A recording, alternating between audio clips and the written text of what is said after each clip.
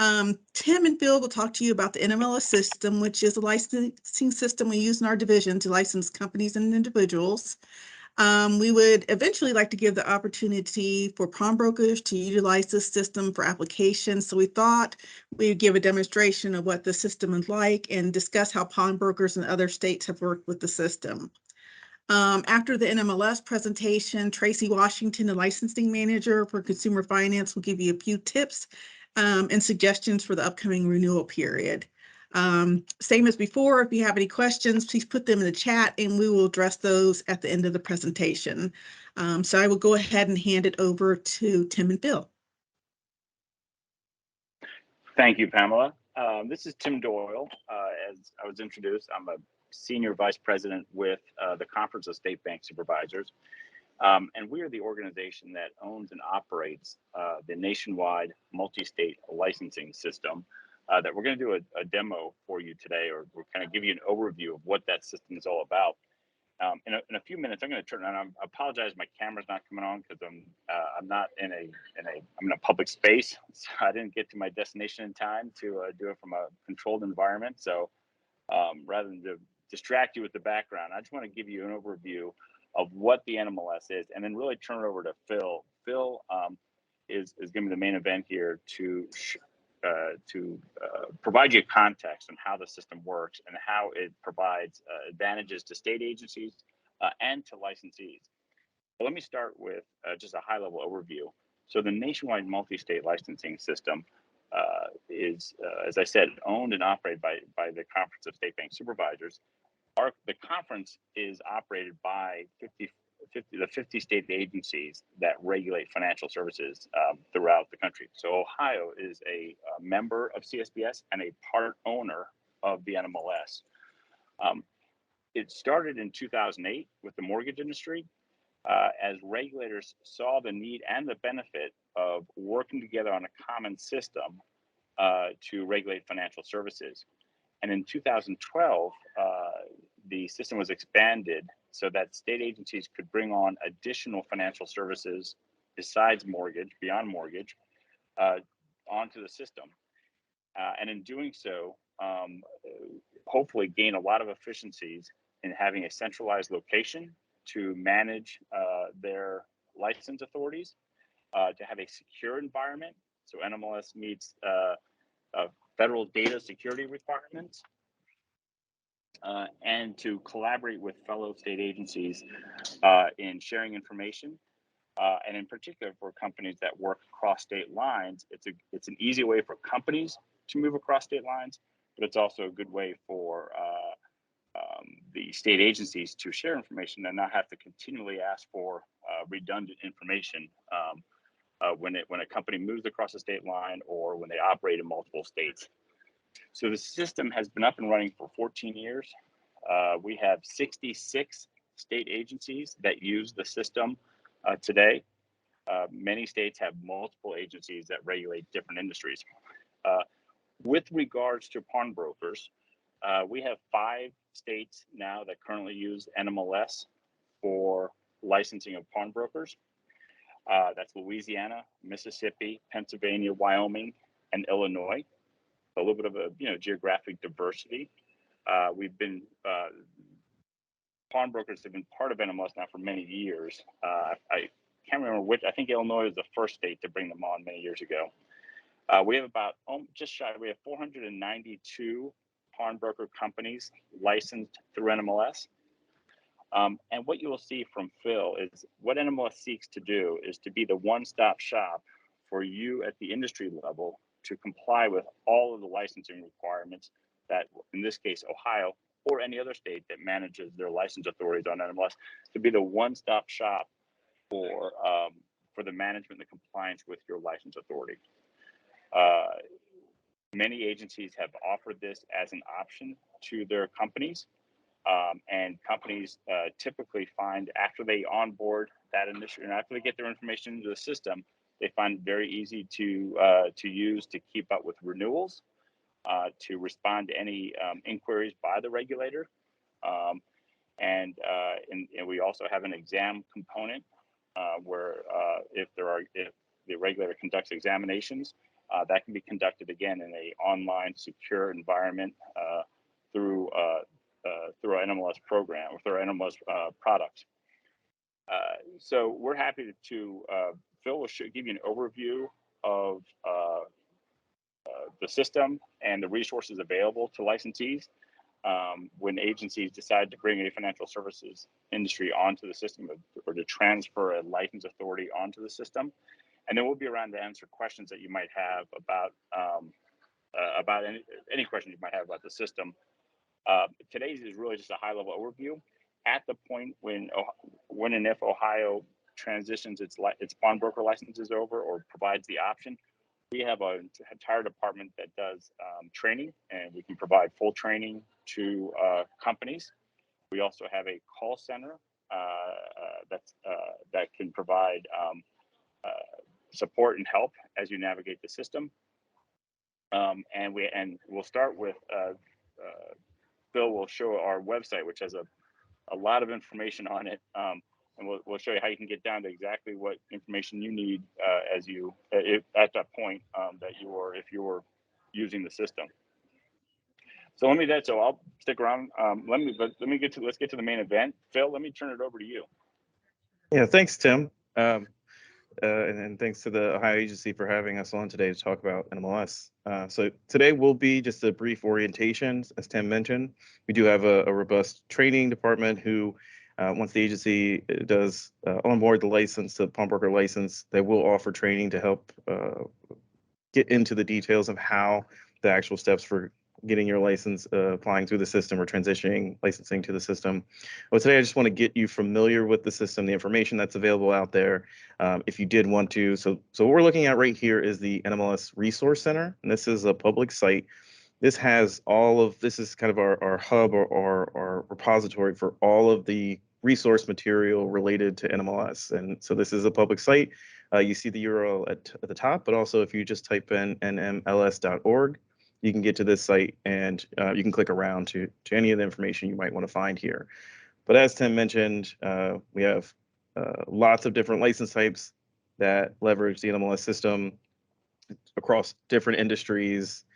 We have small and large companies, single state and multi-state companies. So there's a lot of information out here, and so it's important to kind of focus in on what's most important. It's going to help you with the transition eventually to the NMLS system. So I want to start you out with the Getting Started button here. So luckily, apologize if this is a little bit small. I am working from my laptop today, but the Getting Started button here, hopefully that's big enough for everyone to see. This is going to get you started with creating an account. So first, understanding if it's necessary for you to create an account and get licensed through the system is going to be step one. And this is going to provide you the resources to make the determination, the resources necessary for you to gather the information and request an account in the system, and then the information that's going to be needed to complete the application form. And I'll talk more about the application or MU1 form once we get into the licensing system.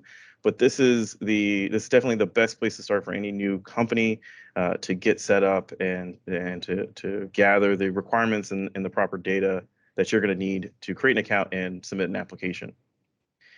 So you'll see there's a ton of links here. There's a lot of information as we go through different pages. Everything links back to the Resource Center. So it's not necessarily that you learn all of these right now, but eventually as you go through, the life cycle of your license or the journey of your license, you may be interacting with some of these. If you're interested in the different licenses, we call it expanded industries. This really refers to any license types, any non-mortgage license types, but we do have a list of those available in the Resource Center if you're interested. So as Tim mentioned, the pawnbrokers, if you wanted to find out what other pawnbroker license types are available in the system today, you can find that here. So you're going to see the various license types that are available when they came on. If you're performing activity in that state, whether it's required to transition to the system or not. So that's just a very small section of the information that's going to be available.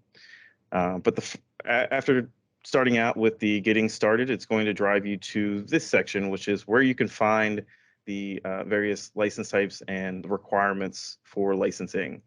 This map is going to allow you to select the state that you want to get licensed in, and it's going to take you to the state's licensing page. And so we'll go to Ohio's page, where we'll see all of the different licenses currently offered through NMLS by Ohio.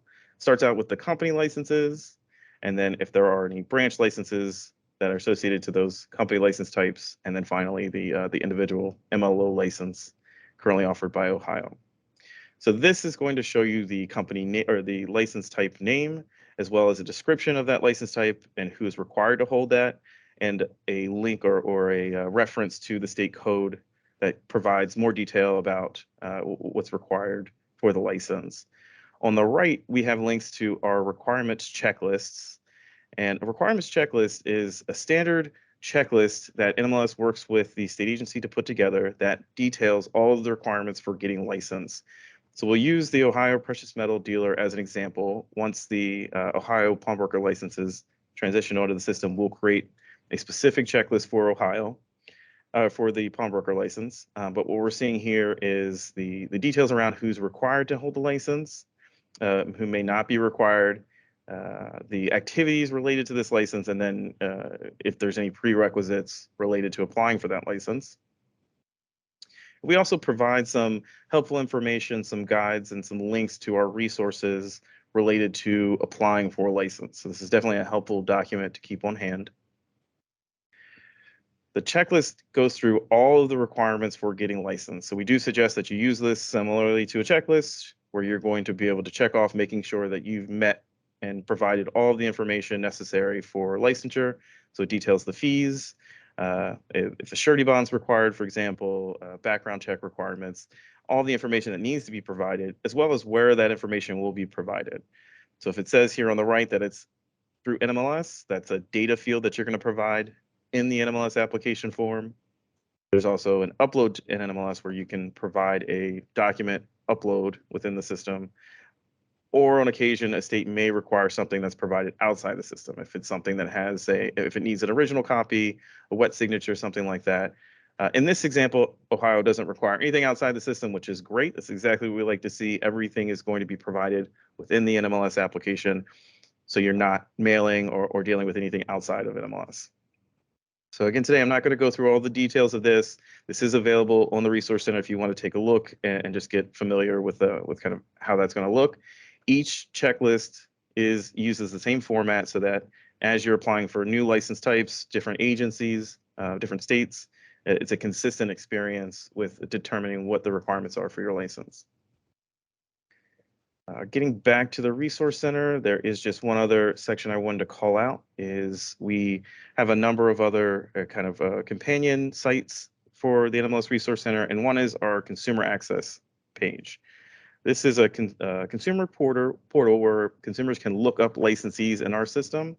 So any company that has been licensed in NMLS across all of the different license types, industries that are offered through NMLS, a consumer can locate them in the consumer access site. Each company will be assigned an NMLS ID number, so that's your reference number, so that a consumer can look you up, find any contact information, and most importantly, confirm your license status and license history. So we'll be able to see all the license types that this company holds and what the current status of that license is. So that's one of a key element to NMLS is providing that consumer access to determining they are working with a licensed entity. So next, I want to go ahead and jump into our licensing application. And of course, we do have security measures that will lock you out after a certain amount of time, and that is exactly what's happened. Just get logged back in real quick. This is our QA environment. So we use this, it is a mirror environment to our production environment. It has all the same functionality. It looks exactly like production, but it has fake data so that we can do demos and we can test new functionality. But everything we'll see here is things that I have provided and made up for this presentation. So this company, Prawn Broker LLC, I have gone in and started filling out some information so that we have some stuff to look at as we go through, and I walk you through the navigation of our system. So navigation with NMLS starts with the tabs in the upper right. So these are the large chunks of functionality, and as I mentioned, there are functionality in the system that are going to apply across all the different industry types. So something like MLO testing and education, that's going to be very specific to the mortgage company's management of their MLOs. So that wouldn't be something that's going to be necessary for pawnbrokers. So it's important to identify which of the sections are not going to be relevant to your use of the system. Filing is where you're going to provide all of the information through the system to your state agency. So anything that you're providing to your state agency, you're going to start with the filing section. Once you select the tab, just below the tab is the submenu, which each of the different areas of that tab, and we're going to click on the company MU1 form. This is the company license application form. It's going to be used to apply for a license, and it's going to be used to maintain your record information throughout the life cycle of your license. And then after selecting the submenu item, the left bar is going to be your navigation bar. If there's any additional sections within that submenu item, you'll see those sections broken down on the left. So here we just have historical filings, just have the one filing I submitted this morning so that we'd have something to take a look at. And then the company filings is where you would create any new filings. I have a pending file. I'm going to go ahead and delete that, start over. And so when we go into create a new filing, the great thing about having, using the NMLS system, having an online process, is that all of the information that has been previously provided for any other license application, whether it be within the same agency or another agency, is going to pre-populate your application. So you're not going to need to rekey that information. It'll be important for you to make sure that information is kept up to date, but it's already going to be pre-populated. So we see that this company has previously indicated that they perform consumer loan lending, pawn brokering, and precious metal dealing in Ohio. So that's already going to be there when we come back in. We can use that information to determine if we want to apply for any additional licenses. These are the other license types that are related to those business activities offered by Ohio. It is going to be important that we reference back to that checklist that we talked about to determine if those are one of the licenses that you need to hold. At that point, you are making a decision about which license you want to apply for. So if it's potential that this company, this precious metal dealer, wants to expand into short-term lending, so they would be able to select that license and add to their MU filing. And again, all of the information that was previously provided is already populated there, so they're not rekeying this information. We can see the approved precious metal dealer license, and now we have started an application for the short-term lender license. On the left, now we see a robust, there's numerous sections to this application form. So if you had to complete that on every application, that'd be very tedious, but because we're leveraging the information that's already been provided, all you have to do is go through and make sure the information is up to date. There is a certain amount of configuration, and again, referencing back to those checklists, you want to make sure you've provided everything. There's a certain amount of configuration a state agency can indicate for each of the sections. You may or may not need to provide a bank account, for example. That's something you're going to reference back to the checklist for. But otherwise, the actual form for applying for a license is going to be identical across every agency or every license type, every financial services license type that you would apply for. And then once you complete all of the sections, make sure everything's up to date, then you'd be able to go and submit the application through the system. Next, I wanted to touch on the Composite View tab. So Composite View is going to be the second show. Again, we're selecting the tab in the upper right. Then from the menu across the top, we're going to click on View Company. And on the left, we'll see this is going to mirror that application form. So all of those sections we saw under the application, as well as the other information under filing that we may submit to the state agency, you're going to see a snapshot of that information on this page. Another great benefit to using the online program is you're looking at the exact same information that the state agency is looking at. This Composite View is the current state of your record, and when the agency is looking at your record, you're looking at the same information. If there's any questions, any information that needs to be updated, it's a much easier conversation to have your state agency when they can indicate which section they're looking at, and you can look at the same information. In this section, we'll see the licenses that we currently hold. If we were licensed in other agencies, we'd see those in the same place, and your state agency is going to see where you're licensed as well. The review of this Ohio application did result in one We call them license items. This is the communication tool between your state agency and the licensee. So if there's any information that's missing or needs to be updated, they would communicate that by posting a license item. This company needs to provide the fictitious name that they registered with the Secretary of State. So they would make that change on their MU filing, and that's going to be transmitted directly to the agency in a work item for them to review and confirm that that information has been provided. So it's another key benefit to an online licensing process. When you make updates in your record, they're immediately made and they're delivered to the agency immediately. So they're going to get notice that that change has been made, and so they're able to go in and clear those items very quickly. And then the next thing I wanted to call out, again, another benefit to having this online program is history. The NMLS system is all about capturing the history of everything. So once this item has been satisfied, it'll be saved in the record as an inactive license item. If you ever need to go back and reference that previous request for information, that's going to be it's going to show there. We also have a list of any filings that you previously submitted. So if at any point in time that you submitted information through the system, you'll be able to go back and see what the state of that information submission was. And we can see all of that, again, the MU form, all of the different sections that pertain to the application. And then as far as system functionality, one other area I did want to point out is our home tab. So we saw this when we first logged in. This is the landing page of the system. Again, we do try to provide as much functionality to support different sizes and styles of companies and business plans. So this is something that may support a larger company, a more robust company. It's got functionality here to identify all of the number of licenses that the company holds or has applied for, any individuals that are related to the company.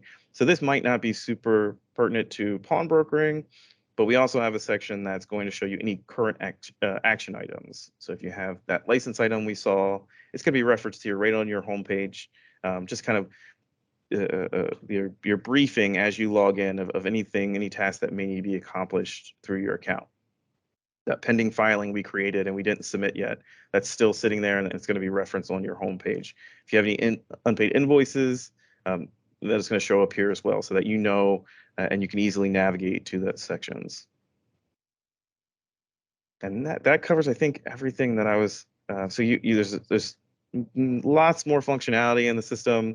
Again, don't want to get into it too much. Just want next time you see the system to you be familiar, you know how to navigate, where the different areas are. We have reports. We have the ability to manage users in your record. That's going to be done under the admin tab. If you need additional users, you can add those there. And they're going to be working on the same filings and the same information within the same record to help support your licensing. The renewal section, I think Tracy is going to cover that. And then the task tab, this is going to be related. So surety bonds, we have an electronic surety bond functionality in the NMLS system, which has created a completely online surety bond process. I know the Ohio agency has adopted that for a number of their licensing programs. Hopefully they do choose to adopt electronic surety bonds for the pawnbrokering once that comes onto the system. We have entitled a number of insurance companies. Any insurance company can create an account in NMLS, and we do a vetting process. Our call center does a vetting process through the NEAC, the National Association of Insurance Commissioners, so that they are able to issue electronic surety bonds through NMLS in a seamless process. We leverage the vetting and the login to do electronic signatures on the bonding. There's no requirement for notary, and everything, again, is delivered immediately. So it's another huge benefit that we offer through the NMLS system. We also have integrations in NMLS with the FBI for federal criminal background checks. Again, that'll be determination of the agency of whether that's a requirement for pawnbroker licensing. And then we also leverage TransUnion for credit reporting. And those are all integrations within the application process. So it's all seamlessly paid for and authorized. And then you're able to go right into scheduling your fingerprints or pulling a credit report directly through the system. So that's another task that doesn't have to be done outside the system. think I hit all of my key points that I wanted to reach. Was there anything you wanted me to add or cover, either Pam or Tim? Let me jump in. Phil, thank you so much for that. Let me, before we turn it back over to Tracy to cover renewals, I just wanted to, again, I hope you see some of the value. The reason we do this, ESPS, is to serve our regulators, our state agencies that regulate financial services, but also to help you at the licensee level to comply with state law. Phil pointed out some of the benefits, right? Electronic surety bonds, the license item, the internal communication, the amount of record keeping, and the transparency. Things aren't lost. You put something in, you know it gets to the regulator. You can log in, they can see it, you can see it. But let me talk about one other benefit, which is really the main reason globally why states created this system. And that's because of the belief that regulation, the government operates best when it operates close to the people. So we want to preserve state authority to supervise according to their state laws. So everything in NMLS operates behind state law. It would operate behind Ohio state law. And that allows the regulator and the citizens of Ohio to control how they want to regulate a particular industry. And that's really the main goal of NMLS, is to preserve that authority, but do it in a way that has efficiencies for both industry and for regulators.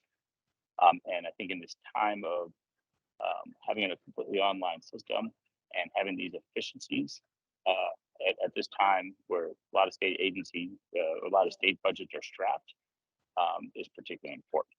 So I think the next on the docket is to have Tracy talk a little bit about renewals. Tracy, can I turn it over to you? And then Phil and I will be on to answer any questions folks have.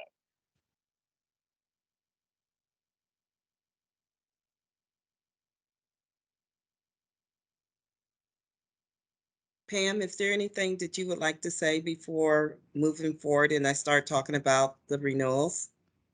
Now I will go ahead and I have a few poll questions, which I'll, let me see, I'll launch the first one. Okay. And that question is, if a pawnbroker applies for renewal but has not been approved yet, can that pawnbroker continue to operate as a pawnbroker? So that's a simple yes or no question.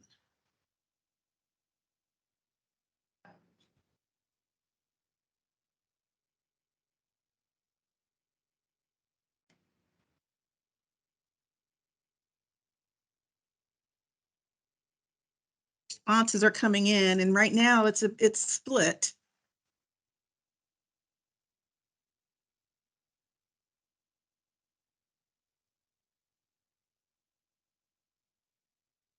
Okay, everyone can keep responding, but right now it's at 67% yes and 38% no. So do you want to go ahead and address that, Tracy?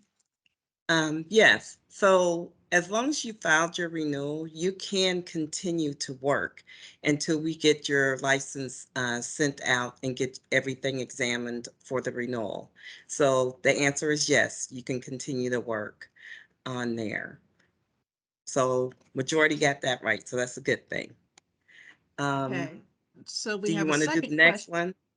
Yeah, I'll go ahead and launch the Okay. next one. And that one is, if a pawnbroker fails to renew their license by June 30th, does the pawnbroker need to file a brand new application instead of a renewal application? And again, that's a yes or no question.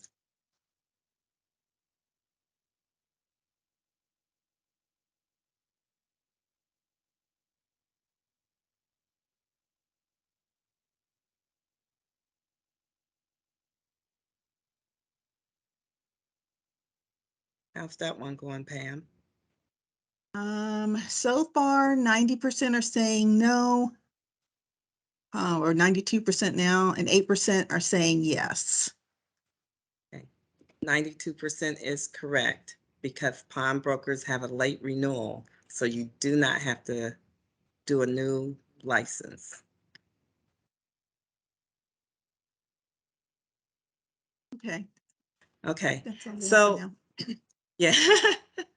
So, with that said, we go through renewal and we have a lot of companies that will call and say, I missed the deadline of June 30th because renewal is June 1 to June 30th.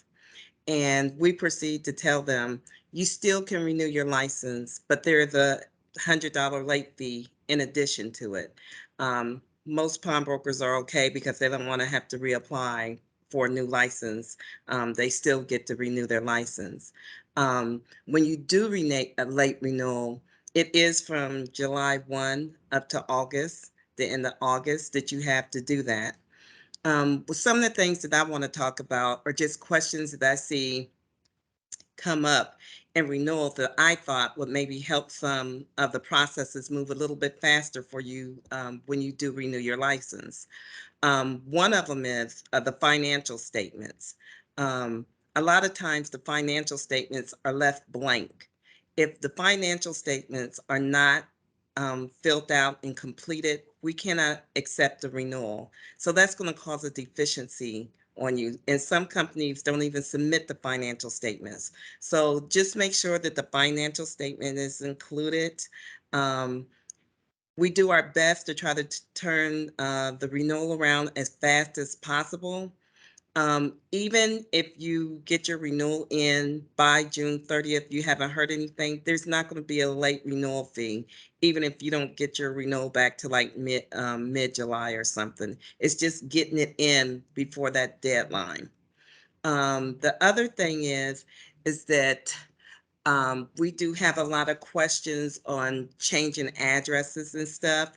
We do let them change your address.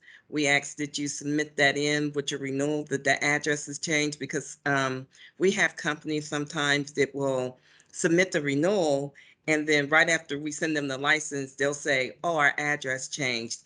If you submit that while you're doing the renewal, we can get everything and send the new license out with the new address. One of the big things that happened last renewal was the CE. You must designate, and we must receive that form of a designated person for each location that has taken that CE.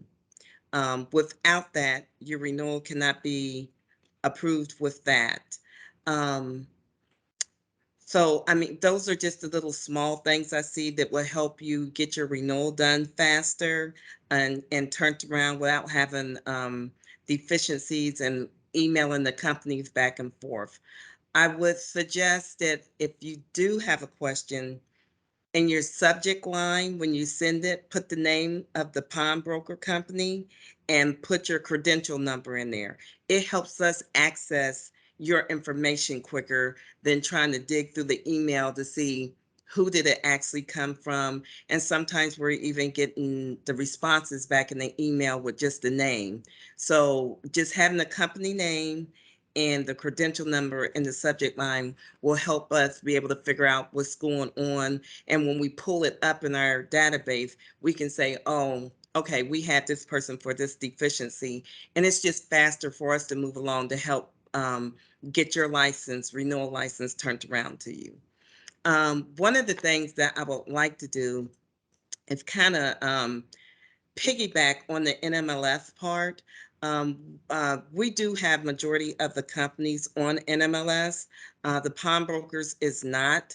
One of the things that I would like to see is still give the pawnbrokers the opportunity that they do renew through our database, the one that's in-house. We have probably about 80 to 85% of the companies that would do their renewal online.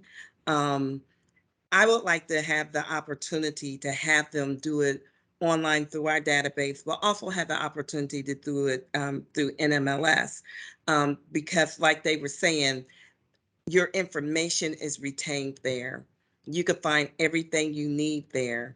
And actually doing it through NMLS will actually turn your renewal around a little bit faster than what it is when we're doing it on our database, because everything is still manually done. But through NMLS, if your financial statement, for example, is submitted, if your CE designated person is submitted, the system could be set up that your renewal could be turned around in 2 days to 5 days, that when you submit it, it's turned back around. On us, we still have the staff that's still working it. So it's still some benefits to really think about moving towards that way on NMLS. So that's just something for you guys to think about out there concerning renewal and just doing applications, period. Excuse me. If you guys have any questions, please reach out to me personally or on the website. I can't really think of anything else that we really run across any issues with getting the renewals with. Pretty much, I have to say the pawnbroker renewal is pretty clean coming through compared to some of the other companies we have that do renewals. But like I said, my door is always open, especially if you're calling during renewal, because we are busy. If you're not getting the answer to your question, just send it to WebDFI and send it to my attention, and I will get back to you as soon as possible. Does anybody have any questions or anything that I didn't address that you would like to see addressed? Okay. Tracy, we have 2 questions. Do you want to handle them now, or do you want to wait to the Q&A? We can look at them now. Okay. Carrie Duckworth is asking, what will be the additional cost of this middleman NMLS? That's probably So- more for Tim and them. I don't, well, you can probably Okay. answer it too, but.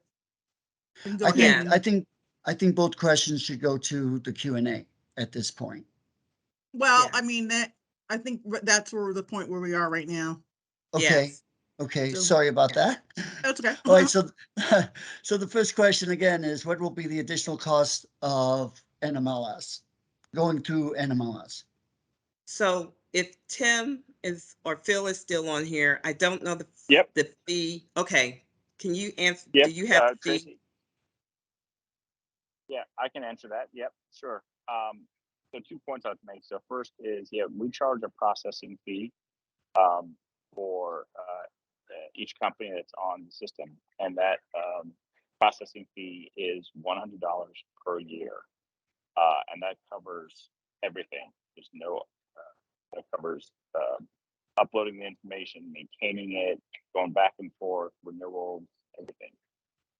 So it's $100 per company per year. That processing fee again covers everything.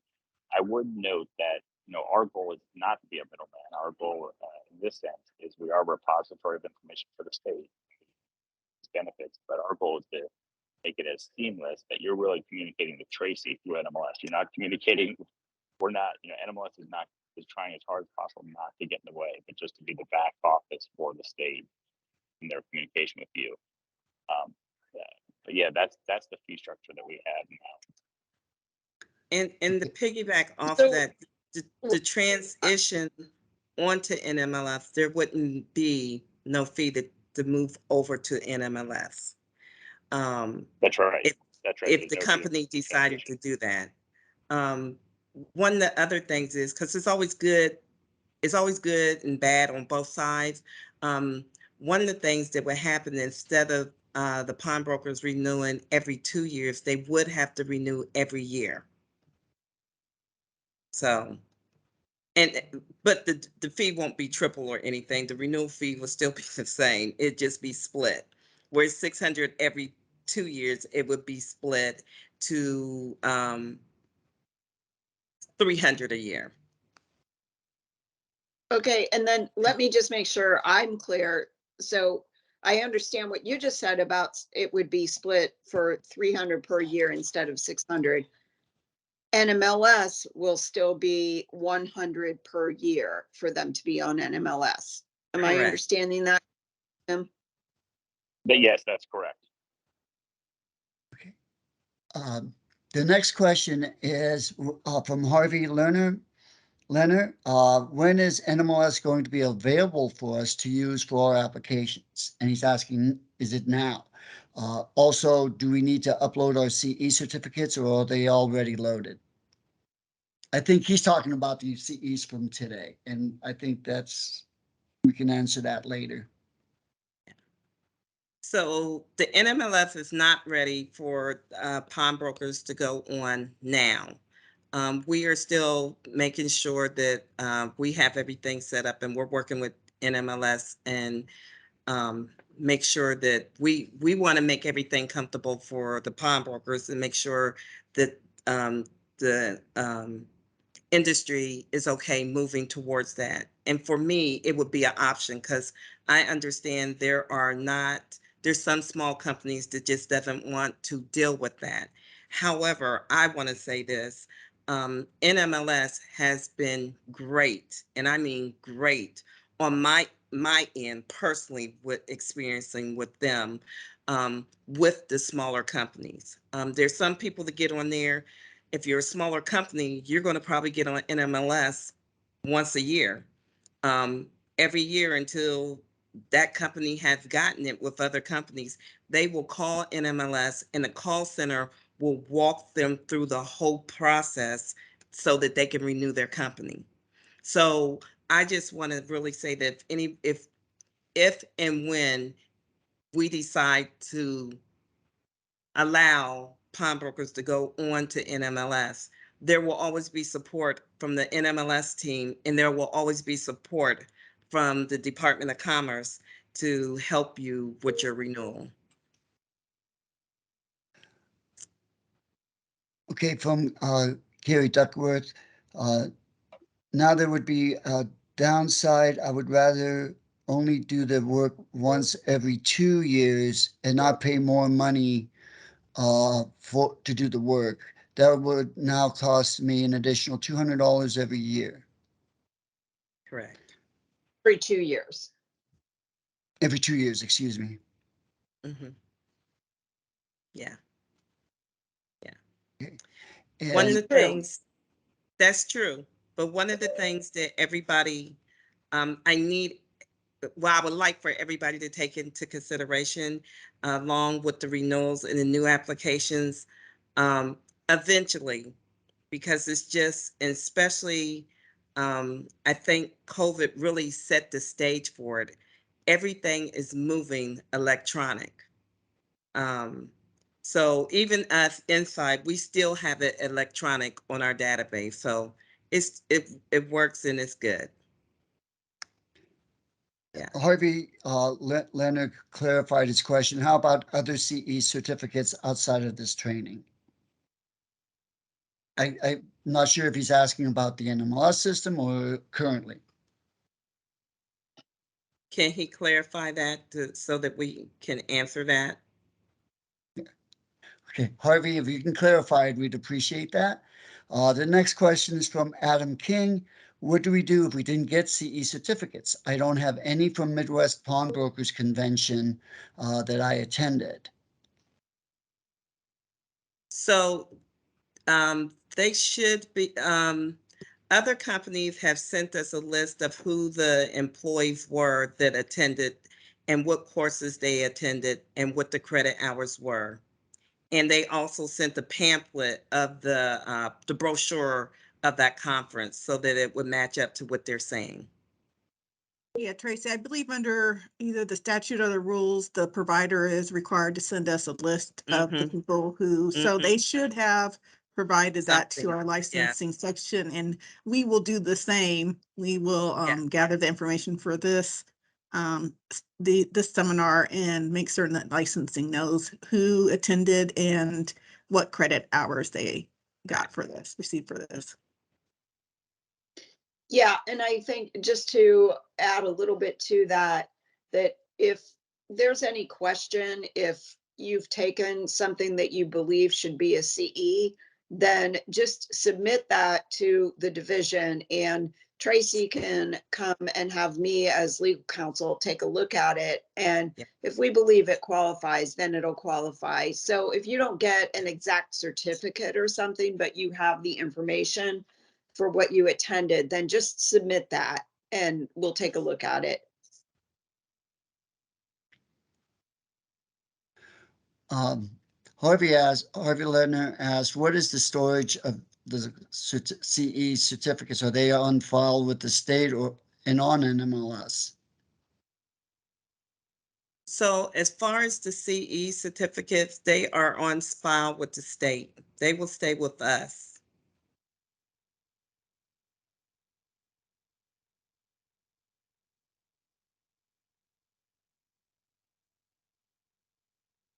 Any more questions?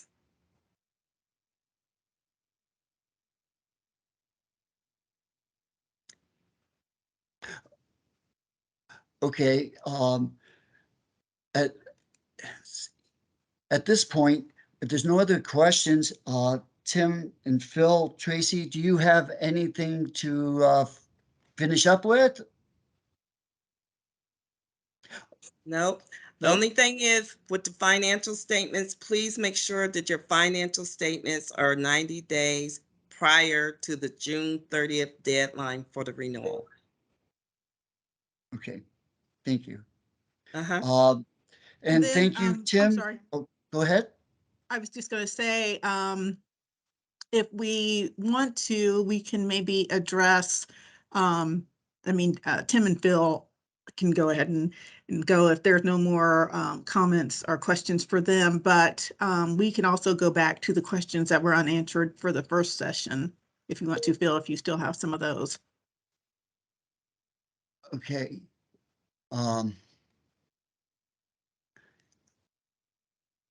Okay, I will. I also, again, like to thank Tim and Phil and Tracy for the presentation.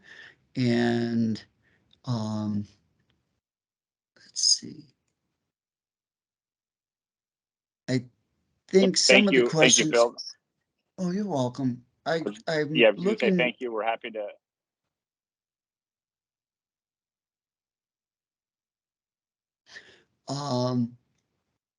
I think some of the questions were answered afterwards. I do want to just jump in? Can I just jump in for a second? Yes. Because I know one of the questions was related to where we look at our law. And I know if you Google it, you get a whole bunch of different links to different places. So I tried to put the links in there. I couldn't, it would not let me copy and paste. It literally wouldn't. So I typed in the link to the revised code 2727 and the administrative code 13018-5. And hopefully, I would like it if someone would try to either click on those or copy and paste them and see if it works. It should get you to Law Writer, which will give you the exact code sections and the exact administrative code sections.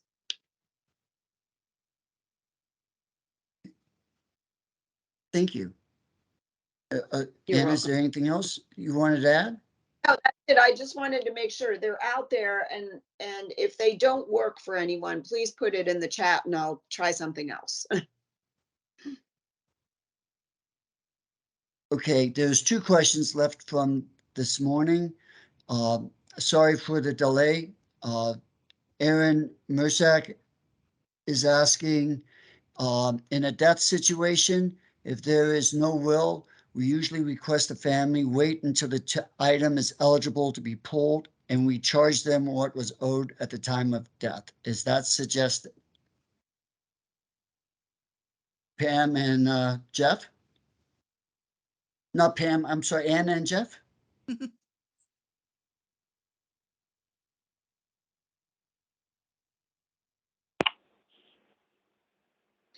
Okay, Pam? I think that's really a question for a private attorney to get involved with. If the family is willing to wait until it's eligible to be pulled, and they're agreeable to paying what was at the time of death, then you probably won't run into any trouble.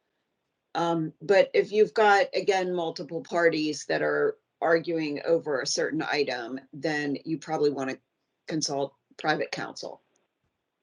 Jeff, anything to Yeah, add? I would agree with that. I think this, again, not to sound like a broken record on some of this, but this is an area where the code just doesn't speak to it. And I think the situation that you described there, Aaron, is kind of a best case scenario. If the family is amenable to that situation and you don't have any of those other issues where multiple family members are fighting over something, you know, we're not going to come in and second guess a scenario where the code doesn't give you the rules of the road. And if you can come up with a situation that makes all parties satisfied, then I think our take on it generally is more power to you.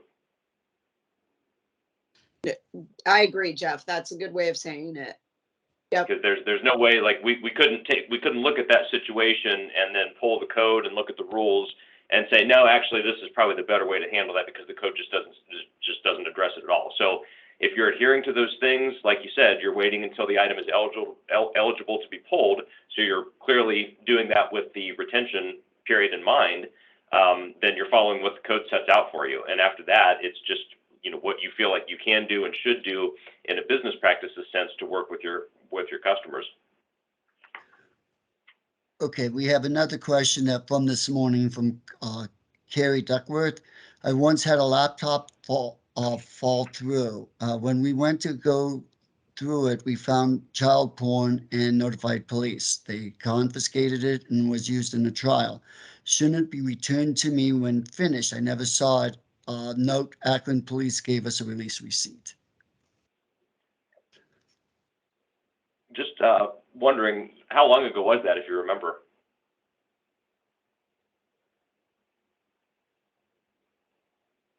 And you can either chat or go off mute if I don't know if they can actually. Okay, got it. 6-7 years. Great. So I think generally, yes, that item should have been returned to you, because I alluded this morning to that old Ohio Supreme Court case from about 1960. And it really has some good discussion in there that lays through what the pawn shop's property right and property interest in the item is. And this specific scenario was included in the discussion in that case, where the court talked about, okay, well, this could be a scenario where police would seize an item without that other kind of due process that we talked about with respect to, you know, your opportunity to state a claim for the item.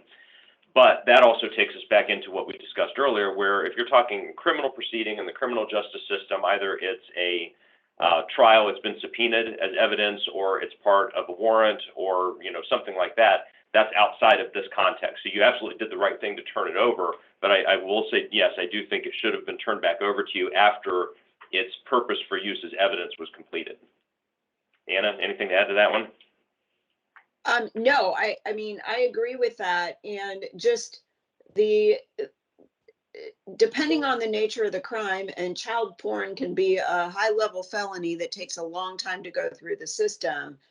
And so, you know, the government is going to have a long time to potentially keep that item. But ultimately, you're the one, as the pawnbroker, you're the one who owns it. So it ultimately should be turned over to you. Unfortunately, it could take a long time. Yeah. Okay. Because they have to, just to be clear, they'll have to retain that item as evidence all the way through all of the appeals process. So not just a trial to see if the person was guilty or not guilty, but to exhaust all of their appeals and all of their federal appeals. They have to hang on to it. Mm-hmm. Oh, and I see added here that it was wiped clean. Yeah, not terribly surprising. No, not at all. Harvey Lerner has, he has a couple questions, so I'm going to combine them. Are CE certificates required to be sent with the application, or will the state access the records? And I said, I guess I will continue to send copies of my CE certs with my application in the mail, since the state system can't find previously submitted certs. I won't be delayed that way. Anyone?